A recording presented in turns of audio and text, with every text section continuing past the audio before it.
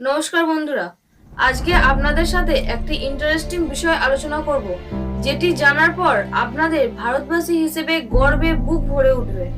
ভারত হলো বিশ্বের চতুর্থ সামরিক শক্তিধর দেশ, এটা আমরা সকলেই জানি, এবং অর্থনৈতিক দিক থেকে ভারত সুপার পাওয়ার হতে চলেছে। ভারতের জিডিপি যেভাবে ঊর্ধ্বমুখী হারে বেড়ে চলেছে তা 2027 থেকে 2030 সালের মধ্যে ভারত জাপানকে পিছনে ফেলে বিশ্বের চতুর্থ বৃহত্তম অর্থনৈতিক দেশ হিসেবে আত্মপ্রকাশ করবে তা নিশ্চিত বলাই যায়। তবে এই ভিডিওর মাধ্যমে আমি আপনাদের জানাতে চলেছি ভারত তার প্রতিবেশী দেশ নেপাল, ভুটান, বিশেষ করে বাংলাদেশে কি কি পণ্য রপ্তানি করে এবং কত পরিমাণ সেল করে।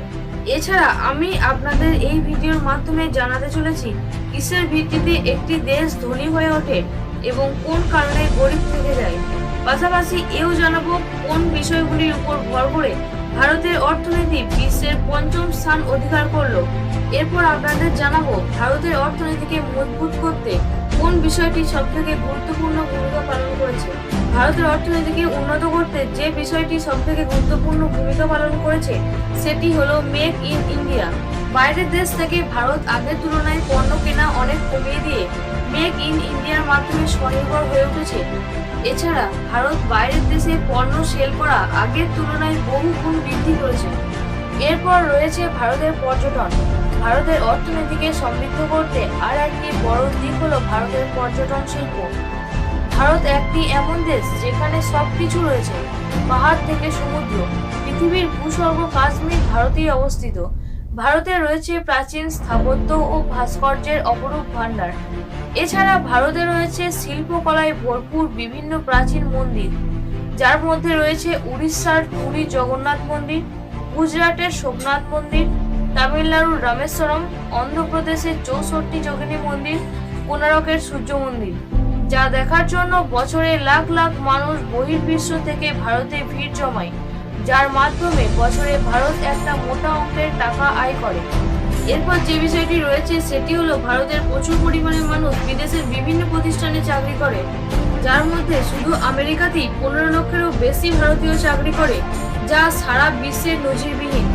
এই চাকুরিজীবীরা বছরে একটি বিপুল পরিমাণের অর্থ দেশে পাঠিয়ে ভারতের অর্থনীতিকে সক্রিয় করে তোলে।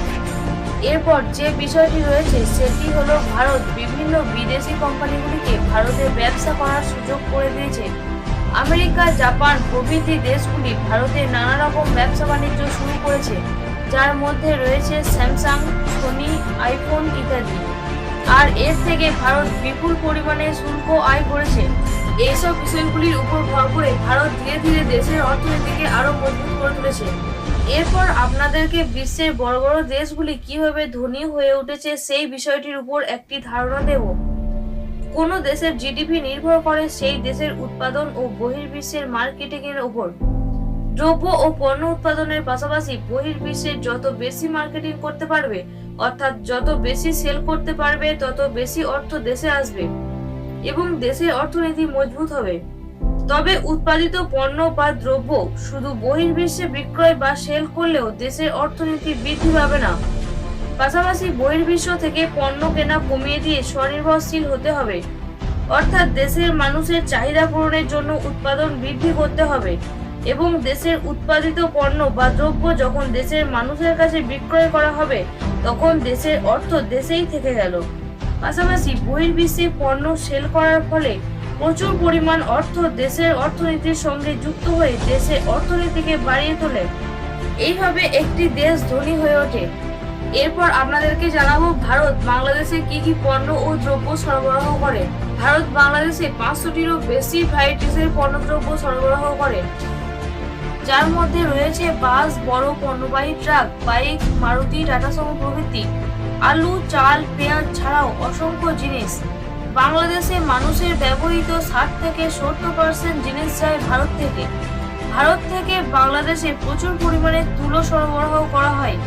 এছাড়াও রয়েছে রেলের যন্ত্রাংশ, মাছ, মাংস, ডিম, চা, কফি ও দুগ্ধ জাতীয় জিনিস। এছাড়াও প্লাস্টিক, ওষুধ এসব নিয়ে মোট 57,841 কোটি টাকারও বেশি সরবরাহ করে।